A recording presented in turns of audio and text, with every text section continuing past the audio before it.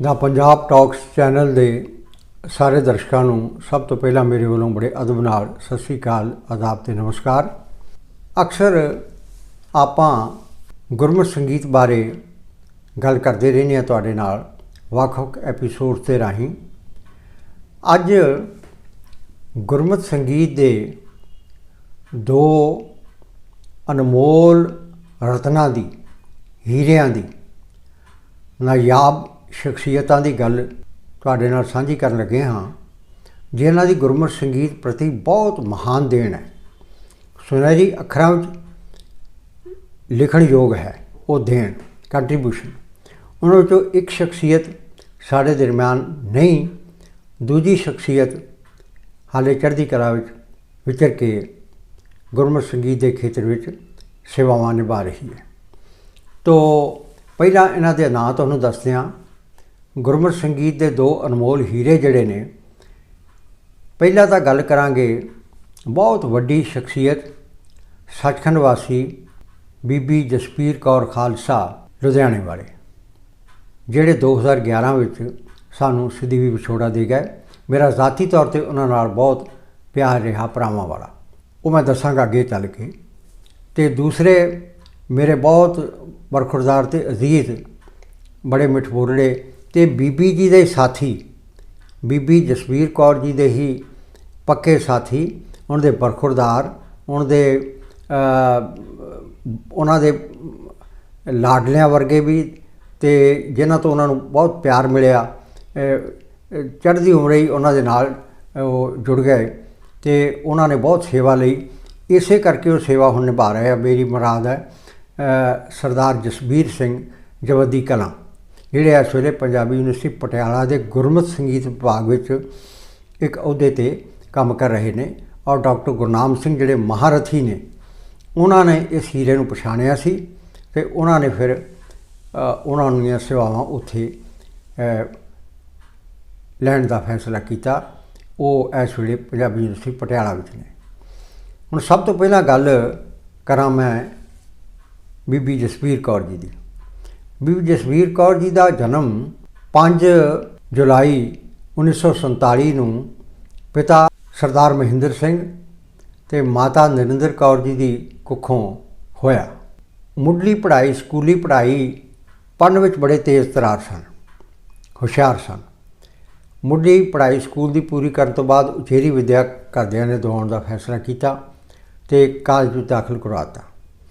ਉਹਨਾਂ ਨੇ ਫਿਰ ਜਿਹੜੀ ਗ੍ਰੈਜੂਏਸ਼ਨ ਸੀ ਉਹ BSc ਮੈਡੀਕਲ ਨਾਲ ਕੀਤੀ।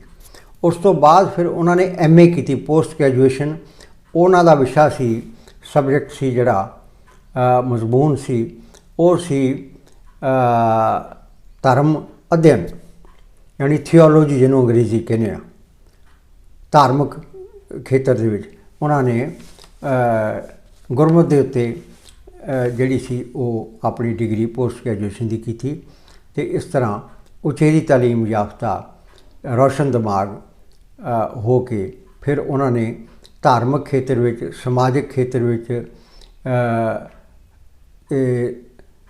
ਲੋਕਾਂ ਨੂੰ ਚੰਗੇ ਰਾਹੇ ਪਾਉਣ ਵਾਲੇ ਖੇਤਰ ਵਿੱਚ ਨਵੀਆਂ ਪੈੜਾਂ ਪਾਉਣ ਦਾ ਫੈਸਲਾ ਕੀਤਾ। ਅਤੇ ਪਹਿਲਾ ਕਦਮ, ਜਦੋਂ ਕਹਿੰਦੇ ਨਾ ਪਹਿਲਾ ਕਦਮ ਤਾਂ ਆਪ ਹੀ ਚੁੱਕਣਾ ਪੈਂਦਾ ਹੈ, ਫਿਰ ਮੰਜ਼ਿਲ ਵੱਲ, ਚਾਹੇ ਮੰਜ਼ਿਲ ਕਿੱਡੀ ਲੰਮੀ ਹੋਵੇ। ਉਹਨਾਂ ਨੇ ਬੜੀਆਂ ਲੰਮੀਆਂ ਵਾਟਾਂ ਤੈਅ ਕੀਤੀਆਂ, ਪਰ ਸਫ਼ਰ ਹਮੇਸ਼ਾ ਪਹਿਲੇ ਕਦਮ ਨਾਲ ਹੀ ਸ਼ੁਰੂ ਹੁੰਦਾ ਹੈ।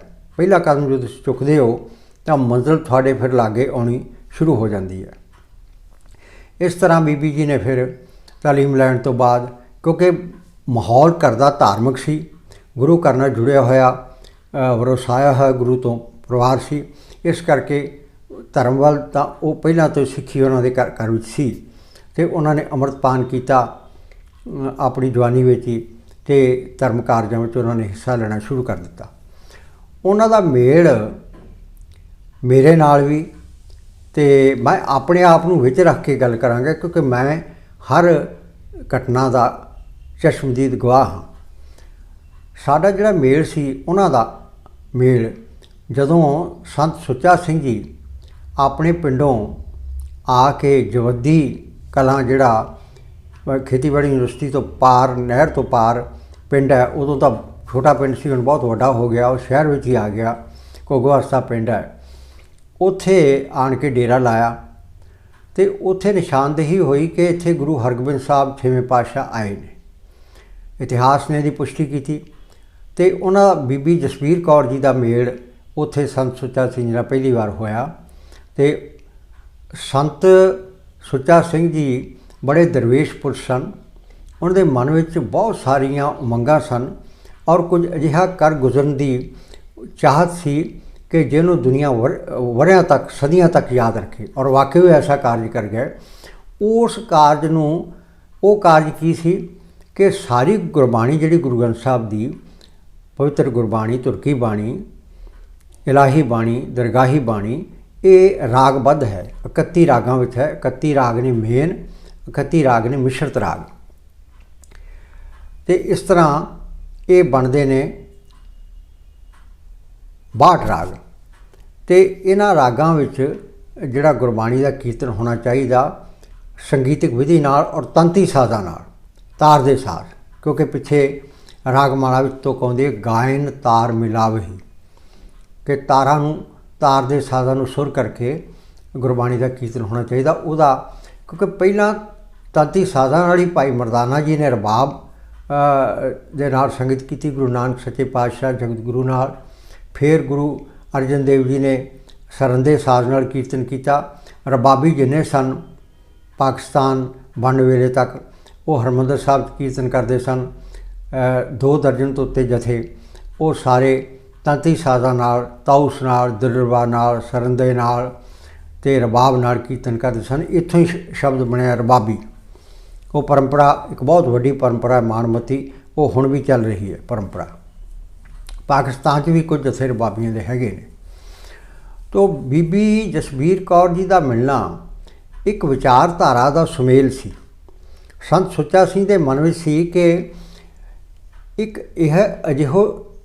ਇਹੋ ਜਿਹਾ ਗੁਰਮਤਿ ਸੰਗੀਤ ਸੰਮੇਲਨ ਸ਼ੁਰੂ ਕੀਤਾ ਜਾਵੇ, ਜਿਵੇਂ ਜਲੰਧਰ ਵਿੱਚ ਹਰ ਸਾਲ ਬਹੁਤ ਪੁਰਾਣੇ ਸਮੇਂ ਤੋਂ ਬਾਬਾ ਹਰੇਬਲ ਸੰਗੀਤ ਸੰਮੇਲਨ ਹੁੰਦਾ ਆ ਰਿਹਾ, ਕਲਾਸੀਕਲ ਦਾ, ਨਵੰਬਰ ਦੇ ਐਂਡ 'ਚ ਹੁੰਦਾ ਹੈ ਹਰ ਸਾਲ, ਦਸੰਬਰ ਦੇ ਐਂਡ 'ਚ, ਜਦੋਂ ਸਾਲ ਖਤਮ ਹੋਣਾ ਹੁੰਦਾ 30-31 ਤੇ ਪਹਿਲੀ, ਯਾਨੀ 30 ਦਸੰਬਰ, 31 ਦਸੰਬਰ ਤੇ 1 ਜਨਵਰੀ, ਕਈ ਵਾਰੀ 28, 29, 30 ਨੂੰ ਵੀ, 29, 30, 31 ਨੂੰ ਵੀ ਹੁੰਦਾ।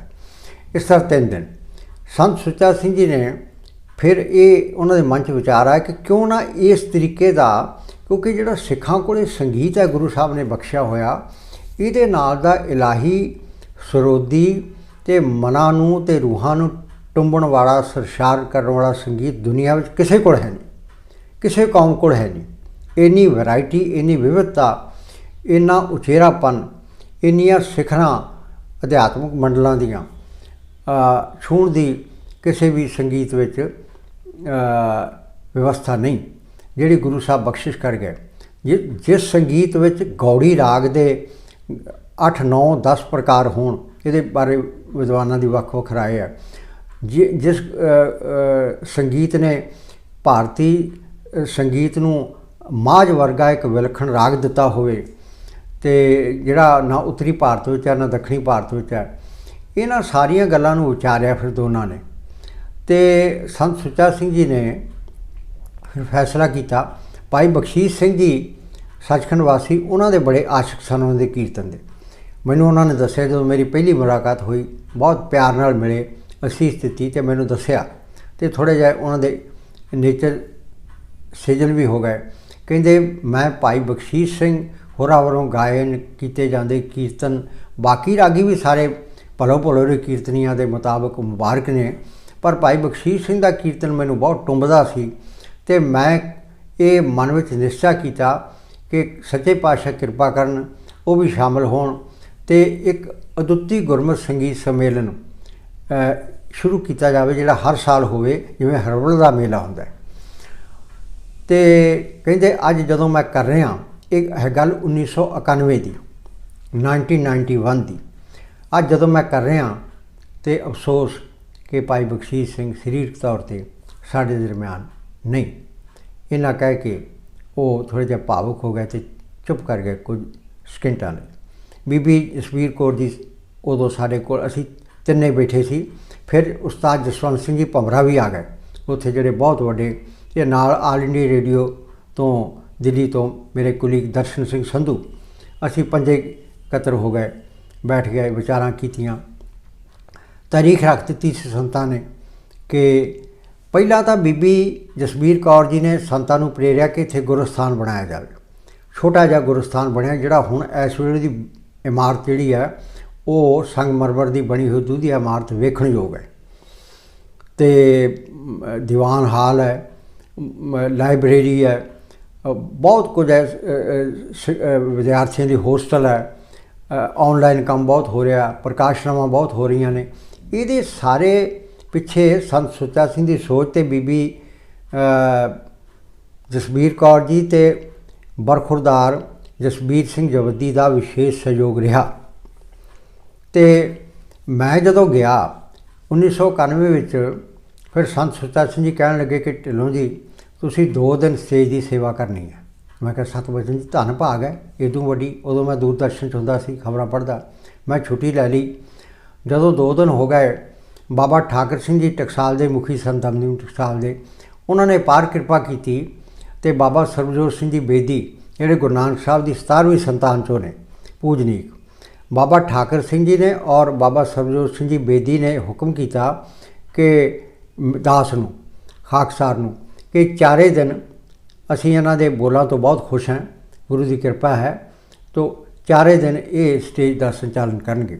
ਮੇਰੇ ਨਾਲ ਉਸਤਾਦ ਜਸਵੰਤ ਸਿੰਘ ਜੀ ਭੰਵਰਾ ਅਤੇ ਸੱਚਖੰਡ ਵਾਸੀ ਸਰਦਾਰ Jot Singh ji, deputy director all India radio Jalandhar, ਅਤੇ ਸੱਚਖੰਡ ਵਾਸੀ ਗਿਆਨੀ ਗੁਰਦੇਵ ਸਿੰਘ ਲਲਤੋਂ, ਇਹ ਵੀ ਨਾਲ ਸੇਵਾ ਨਿਭਾਉਂਦੇ ਰਹੇ। ਅਤੇ ਇਸ ਤਰ੍ਹਾਂ ਜੋ 1991 ਵਿੱਚ ਮੈਂ ਜਲਵਾ ਦੇਖਿਆ 4 ਦਿਨ ਉੱਥੇ ਰਹਿ ਕੇ, ਉਦੋਂ ਕਿਉਂਕਿ ਇਮਾਰਤ ਇੰਨੀ ਨਹੀਂ ਸੀ ਬਣੀ ਹੋਈ, ਇੱਕ ਦੂਧੀਆ ਲੱਗਦਾ ਸੀ ਨਗਰ ਹੀ ਵਸ ਗਿਆ ਲੁਧਿਆਣੇ ਵਿੱਚ।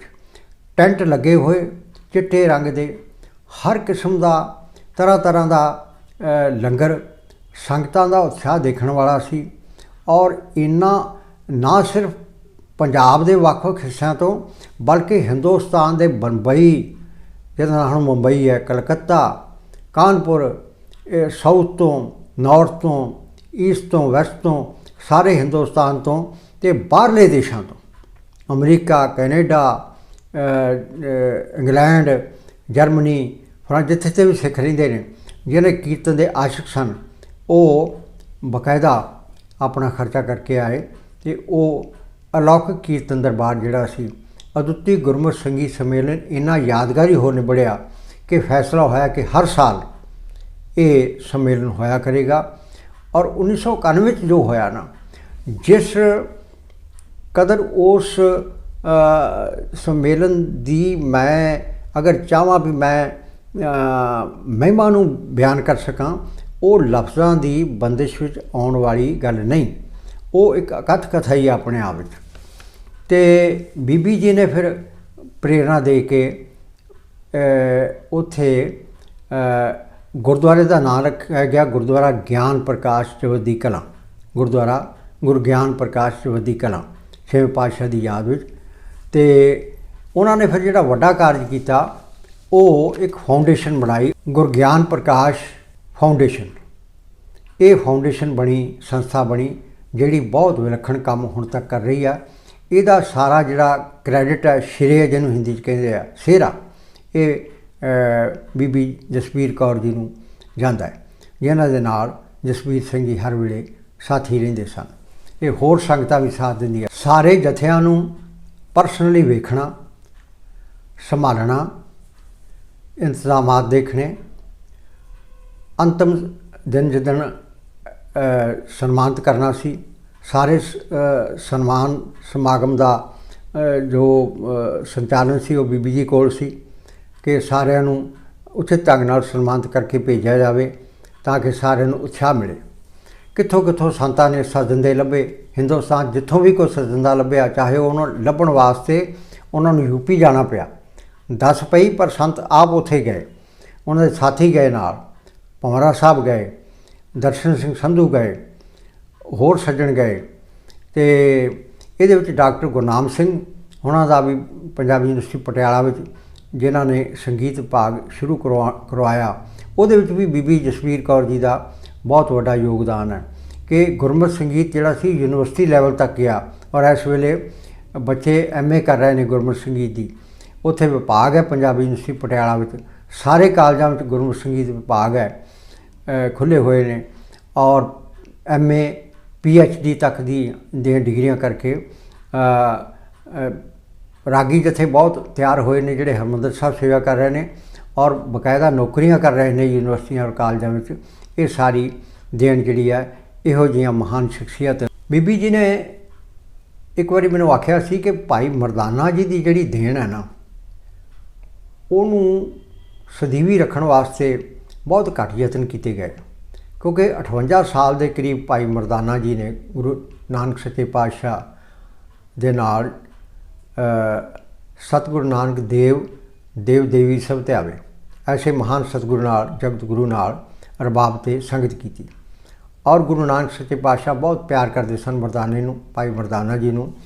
उन्होंने फिर दिल्ली विच भाई मरदाना जी की याद विच संगीत प्रतियोगिता करवाउण दा उपराला शुरू किया।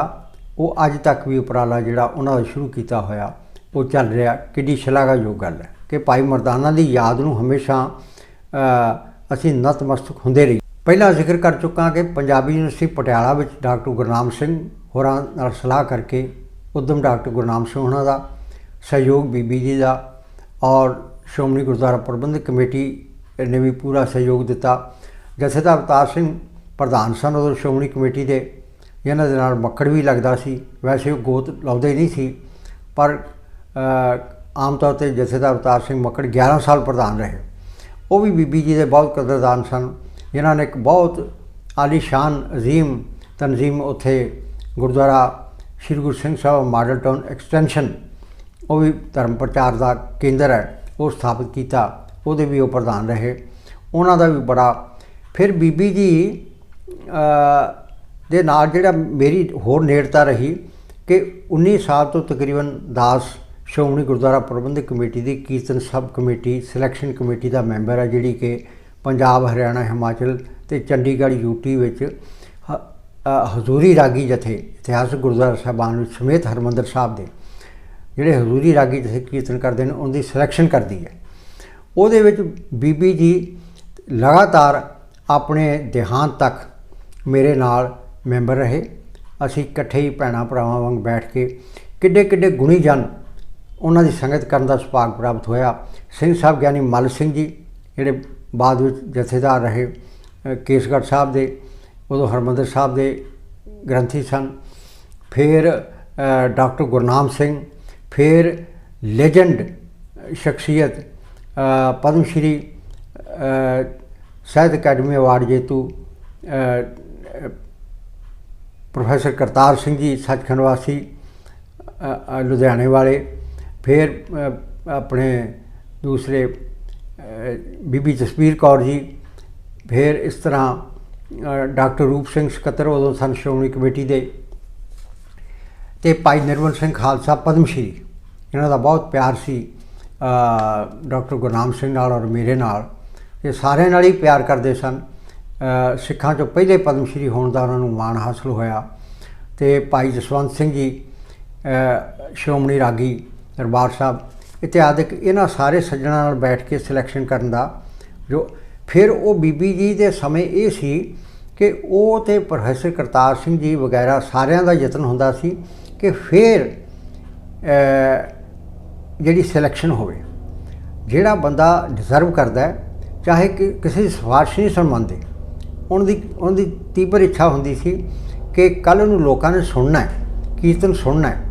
सुरीले कीर्तनीय और राग दे जानकार जाणू कीर्तनीय जिहड़े ने राग विद्या विच प्रवीण ओहो ही भर्ती किए जाण, ये वो इस गल नूं यकीनी बनाउंदे सन। वो महारथी जिन्हां दा मैं हुण नाम ले रहा, जिन्हां विचों प्रोफैसर करतार सिंह जी पद्मश्री साडे दरम्यान नहीं, पद्मश्री भाई निर्मल सिंह जी भी विछोड़ा दे गए और बीबी जसबीर कौर जी भी अज साडे दरम्यान नहीं गए। हुण नवे मैंबर ने खैर दास हाले भी उस कमेटी का मैंबर है। 19 साल तो ये सेवा दास के हिस्से आई है। जसबीर कौर जी खालसा लुधियाने वाले अपने आप में एक पूरी संस्था सन। वो सिर्फ शख्सियत नहीं सी, अपने आप में एक संस्था सन। बड़िया तंजीमां के मैंबर सन।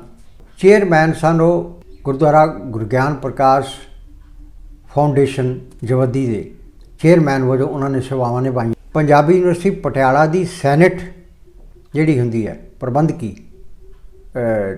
ढांचा ਉਹਦੇ ਉਹ बहुत लंबा समा मैंबर रहे और बड़े वधिया कार्य किए। इशमीत सिंह जिहड़ा पूरे हिंदुस्तान में जिन्हें सिखां का नाम रोशन किया और इंडियन आइडल का विनर बनया, पर बदकिस्मती नाल कौम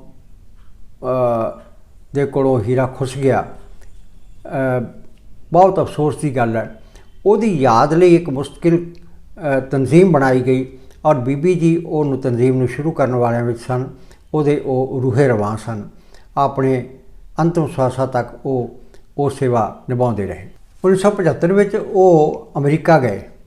उत्थे जिन्होंने हज़ारां अमरीकनां नूं सिंह बनाया और जदों उन्हां सिंघां दे अमरीकन सिंघां दे दर्शन करीदे है तो लोग चुक चुक के नमस्कारां करते हैं। चिट्टे बाणे पाए हुए संत सिपाही का रूप ने योगी हरभजन सिंह जी उन्हां दे कोल गए, उन्हां दे सदे ते उत्थे रहे कई साल ते उन्हां दे नाल मिल के प्रचार किया ते योगी हरभजन सिंह दे नाल उन्होंने काम किया।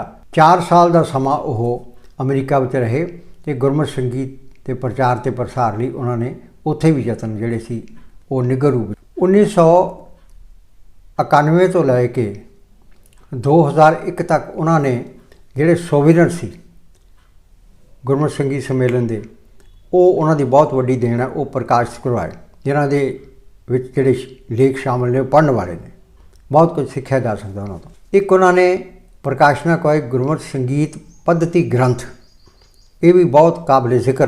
फिर जदों पहला गुरमत संगीत सम्मेलन होया दुत्ती उहदे विच रागां दा स्वरूप निर्धारित करना सी कि रागां दी जिहड़ी डेफिनेशन की है, स्वरूप की है। ਉਹਦੇ ਲਈ राग निर्णायक कमेटी बनाई गई जिहदे विच बड़े बड़े माहर शामिल किए गए। वो सारे बीबी जी की सलाह नाल किए गए और हर साल उन्होंने भी फैसला करवाया कि एक रागी नूं उच्च कोटि के रागी नूं गुरमत संगीत अवार्ड के नाल नवाजा जाएगा। हुण तक काफ़ी जत्थियां नूं अवार्ड प्राप्त हो चुका है। फिर उन्होंने एक तंजीम बनाई सुख सागर चैरीटेबल ट्रस्ट। अजिही शख्सियत नूं अवार्ड सन्मानता बहुत मिलती। भाषा विभाग वालों पंजाब भाषा विभाग वालों संत तेजा सिंह मस्तूवाणा पुरस्कार नाल सन्मानित किया गया। पंजाबी यूनिवर्सिटी पटियाला वालों उन्होंने विशेष अवार्ड दिता गया। गुरु रामदास जी के 400 साला प्रकाश पुरब के मौके पर उन्होंने 51,000 रुपए की राशि मोमेंटो और दुशाला दे के सन्मानित किया। श्री गुरु ग्रंथ साहब जी की 300 साला संपूर्णता शताब्दी के मौके पर उन्होंने गोल्ड मैडल, इस तो इलावा अनेक अवार्ड उन्होंने चोली पे। अवार्डों के उन्होंने विशेष उद्यम करके बसंत पंचमी के मौके पर शुभ दिहाड़े ते गुरुद्वारा दूर साहब पटियाला जिहड़ा उत्थे बसंत राग दे गायन वाला कीर्तन दरबार आरंभ करवाया और मैं ते बीबी जी उस दिन इकट्ठे सी। ये गल है 10 फरवरी 2011 की। उत्थे अनाउंसमेंट करके मैं आया। उत्थे प्रधान साहब भी बैठे सन दफ्तर में, मक्कड़ साहब ते बीबी जी भी बैठे सन। कुछ समा उन्होंने कीर्तन सरवण किया पर तकदीर नूं कुछ होर मंजूर सी। वो साडा आखिरी मेल सी। वो कहंदे मेरी तबीयत कुछ ढिली है पर चढ़दी कला विच रहे। फिर वो चले गए, उन्होंने साह की थोड़ी तकलीफ सी। फिर वो लुधियाने चले गए और दूसरे दिन बड़ी दुखदाई खबर मिली कि अजिही महान बेजोड़ पंथक शख्सियत हमेशा लई सदी विछोड़ा दे गई है। कौम 'च वड्डा खला पैदा हो गया। उन्होंने अंतिम अरदास के मौके पर पंथ दीयां सारियां हस्तियां, बहुत वड्डियां हस्तियां जिहड़ियां सी नामचीन सारियां संप्रदावां, बहुत विशाल इकट्ठ होया। उन्होंने श्रद्धांजलि भेंट की गई। उन्होंने नाल जिहड़े दूसरे साथी सेवा निभाते रहे ने भाई जसवीर सिंह जवद्दी कलां, उन्होंने थोड़ा जिहा जिक्र कर लीए क्योंकि उम्र तो उन्होंने हाले छोटी है। वो बहुत वधिया सेवा कर रहे हैं। वो उदों तो ही नाल जुड़े हुए हैं। देखो ਜਿਹੜਾ ਧਰੂ ਭਗਤ ਵਾਂਗ ਉਦੋਂ ਤੋਂ ਉਹਨਾਂ ਨੂੰ ਲੱਗਣ ਲੱਗੀ ਹੋਈ ਆ। ਇਹਨਾਂ ਦਾ ਜਨਮ 11 ਨਵੰਬਰ 1967 ਨੂੰ ਲੁਧਿਆਣਾ ਵਿੱਚ ਪਿਤਾ ਸਰਦਾਰ ਰਣਜੀਤ ਸਿੰਘ ਤੇ ਮਾਤਾ ਗੁਰਚਰਨ ਕੌਰ ਦੀ ਸੁਲੱਖਣੀ ਕੁੱਖੋਂ ਹੋਇਆ। ਮਾਂ ਨੇ ਗੁਰਬਾਣੀ ਦੀਆਂ ਲੋਰੀਆਂ ਦੇ ਕੇ ਇਹਨਾਂ ਦਾ ਪਾਲਣ ਪੋਸ਼ਣ ਕੀਤਾ। ਫਿਰ ਸਕੂਲੀ ਪੜ੍ਹਾਈ ਮੁਕੰਮਲ ਕਰਨ ਤੋਂ ਬਾਅਦ ਇਹਨਾਂ ਨੂੰ ਸਾਥ ਮਿਲ ਗਿਆ ਇੱਕ ਮਹਾਨ ਸ਼ਖਸੀਅਤ ਬੀਬੀ ਜਸਬੀਰ ਕੌਰ ਜੀ ਖਾਲਸਾ ਲੁਧਿਆਣੇ ਵਾਲਿਆਂ ਦਾ। ਉਹਨਾਂ ਦੇ ਨਾਲ ਫਿਰ ਇਹਨਾਂ ਨੇ ਜਵੱਦੀ ਦਾ ਜੋ ਪਹਿਲਾ ਗੁਰਮਤਿ ਸੰਗੀਤ ਸੰਮੇਲਨ 1991 ਵਿੱਚ ਹੋਇਆ, ਅਦੁੱਤੀ ਗੁਰਮਤਿ ਸੰਗੀਤ ਸੰਮੇਲਨ, ਉਹਦੇ ਵਿੱਚ ਜੋ ਸੇਵਾ ਨਿਭਾਈ ਉਹ ਦਾਸ ਨੇ ਅੱਖੀਂ ਵੇਖੀ, ਕਿਉਂਕਿ ਮੈਂ ਚਾਰੇ ਦਿਨ ਉੱਥੇ ਸਟੇਜ ਸੰਚਾਲਕ ਸੀ। ਇਹ ਨਾਲ ਹੀ ਸਨ 1985 ਤੋਂ ਲੈ ਕੇ ਤੇ 2002 ਤੱਕ ਜਵੱਦੀ ਟਕਸਾਲ ਦੇ ਮੈਨੇਜਰ ਵਜੋਂ ਵੀ ਸ਼ਾਨਦਾਰ ਸੇਵਾਵਾਂ ਨਿਭਾਉਂਦੇ ਰਹੇ। ਤੇ ਬੀਬੀ ਜਸਬੀਰ ਕੌਰ ਜੀ ਦੇ 2011 ਵਿੱਚ ਕਾਜ ਚਲਾਉਣੇ ਤੋਂ ਬਾਅਦ ਇਹਨਾਂ ਦੀ ਫਿਰ ਪ੍ਰਤਿਭਾ ਨੂੰ ਪਛਾਣਦੇ ਹੋਏ ਡਾਕਟਰ ਗੁਰਨਾਮ ਸਿੰਘ ਇਹਨਾਂ ਨੂੰ ਪੰਜਾਬੀ ਯੂਨੀਵਰਸਿਟੀ ਪਟਿਆਲਾ ਲੈ ਗਏ, ਤੇ ਜਿੱਥੇ ਕਿ ਇਹ ਗੁਰਮਤਿ ਸੰਗੀਤ ਵਿਭਾਗ ਵਿੱਚ ਇਸ ਵੇਲੇ ਮੁਲਾਜ਼ਮਤ ਕਰ ਰਹੇ ਨੇ ਔਰ ਆਪਣੀਆਂ ਸ਼ਾਨਦਾਰ ਸੇਵਾਵਾਂ ਦੇ ਕੇ ਆਪਣੇ ਮਿਸ਼ਨ ਨੂੰ ਪੂਰਾ ਕਰਨ ਵੱਲ ਅੱਗੇ ਵਧ ਰਹੇ ਨੇ। ਅਰਦਾਸ ਕਰਦੇ ਹਾਂ ਕਿ ਸਤਿਗੁਰੂ ਇਹਨਾਂ ਨੂੰ ਚੜ੍ਹਦੀ ਕਲਾ ਬਖਸ਼ੇ ਔਰ ਜਸਬੀਰ ਸਿੰਘ ਨੌਜਵਾਨ ਜਵੱਦੀ ਕਲਾ ਜਿਹਨਾਂ ਦੇ ਨਾਲ ਜੁੜਦਾ ਹੈ ਉਹ ਪੂਰੀ ਦ੍ਰਿੜਤਾ ਨਾਲ ਗੁਰਮਤਿ ਸੰਗੀਤ ਦੇ ਖੇਤਰ ਵਿੱਚ ਨਵੀਆਂ ਪੈੜਾਂ ਪਾਉਣ ਦੇ ਸਮਰੱਥ ਹੋ ਸਕਣ। ਅਜਿਹੀ ਸਾਨੂੰ ਆਸ ਹੈ ਤੇ ਸਾਡੀ ਅਰਦਾਸ ਵੀ ਹੈ। 1986 ਤੋਂ ਲੈ ਕੇ 2002 ਤੱਕ ਜਵੱਦੀ ਟਕਸਾਲ ਦੇ ਮੈਨੇਜਰ ਵਜੋਂ ਸ਼ਾਨਦਾਰ ਸੇਵਾਵਾਂ ਨਿਭਾਈਆਂ ਔਰ ਬਿਲਕੁਲ ਇਮਾਨਦਾਰੀ ਨਾਲ ਕੰਮ ਕੀਤਾ। ਉਸ ਤੋਂ ਬਾਅਦ ਬੀਬੀ ਜੀ ਦੇ ਦੇਹਾਂਤ ਤੋਂ ਬਾਅਦ ਇਹ ਫਿਰ ਥੋੜ੍ਹਾ ਜਿਹਾ ਉਪਰਾਮ ਰਹਿਣ ਲੱਗ ਪਏ। ਫਿਰ ਇਹਨਾਂ ਨੂੰ ਡਾਕਟਰ ਗੁਰਨਾਮ ਸਿੰਘ ਜੀ ਦੀ ਪਾਰਖੂ ਅੱਖ ਨੇ ਪਛਾਣਿਆ ਔਰ ਇਹਨਾਂ ਨੂੰ ਫਿਰ ਪੰਜਾਬੀ ਯੂਨੀਵਰਸਿਟੀ ਪਟਿਆਲਾ ਆਪਣੇ ਨਾਲ ਲੈ ਗਏ, ਜਿੱਥੇ ਕਿ ਗੁਰਮਤਿ ਸੰਗੀਤ ਵਿਭਾਗ ਵਿੱਚ ਇਸ ਵੇਲੇ ਇਹ ਕੰਮ ਕਰ ਰਹੇ ਨੇ। ਡਾਕਟਰ ਗੁਰਨਾਮ ਸਿੰਘ ਦੇ ਸੇਵਾਮੁਕਤ ਹੋਣ ਤੋਂ ਬਾਅਦ ਔਰ ਅਮਰੀਕਾ ਜਾ ਵਸਣ ਤੋਂ ਬਾਅਦ ਸਿੱਖ ਕੌਮ ਦੇ ਬੜੇ ਵਿਦਵਾਨ ਕੀਰਤਨੀਏ ਔਰ ਪ੍ਰਸਿੱਧ ਕਲਾਸੀਕਲ ਮਾਹਿਰ ਡਾਕਟਰ ਅਲੰਕਾਰ ਸਿੰਘ ਨੇ ਇਹਨਾਂ ਦੀ ਪ੍ਰਤਿਭਾ ਨੂੰ ਪਛਾਣਿਆ। ਇਸ ਵੇਲੇ ਇਹ ਉਹਨਾਂ ਦੇ ਨਾਲ ਉਹਨਾਂ ਦੇ ਅਸਿਸਟੈਂਟ ਵਜੋਂ ਐਸੋਸੀਏਟ ਵਜੋਂ ਕੰਮ ਕਰ ਰਹੇ ਨੇ। ਸਤਿਗੁਰੂ ਕਿਰਪਾ ਕਰੇ ਜਸਬੀਰ ਸਿੰਘ ਜਵੱਦੀ ਕਲਾ ਵਾਲਿਆਂ ਨੂੰ ਸੱਚੇ ਪਾਤਸ਼ਾਹ ਚੜ੍ਹਦੀ ਕਲਾ ਬਖਸ਼ੇ ਤਾਂ ਕਿ ਉਹ ਬੀਬੀ ਜੀ ਦੇ ਪਾਏ ਪੂਰਨਿਆਂ 'ਤੇ ਚੱਲਦੇ ਹੋਏ ਗੁਰਮਤਿ ਸੰਗੀਤ ਦੀ ਸੇਵਾ ਲਈ ਹਮੇਸ਼ਾ ਤਤਪਰ ਰਹਿਣ ਤੇ ਉਹਨਾਂ ਤੋਂ ਜੋ ਸਿੱਖਿਆ ਉਹਨੂੰ ਕਿਰਿਆਤਮਕ ਰੂਪ ਦੇਣ ਲਈ, ਅਮਲੀ ਰੂਪ ਦੇਣ ਲਈ ਹਮੇਸ਼ਾ ਹੀ ਚੜ੍ਹਦੀ ਕਲਾ ਨਾਲ ਤਤਪਰ ਰਹਿਣ। ਐਸੀ ਕਾਮਨਾ ਕਰਦੇ ਹੋਏ ਅਸੀਂ ਇਸ ਐਪੀਸੋਡ ਨੂੰ ਇੱਥੇ ਹੀ ਸਮਾਪਤ ਕਰਨ ਦੀ ਆਗਿਆ ਚਾਹੁੰਦੇ ਹਾਂ। ਆਗਿਆ ਦਿਓ। ਬਹੁਤ ਬਹੁਤ ਸ਼ੁਕਰੀਆ, ਧੰਨਵਾਦ।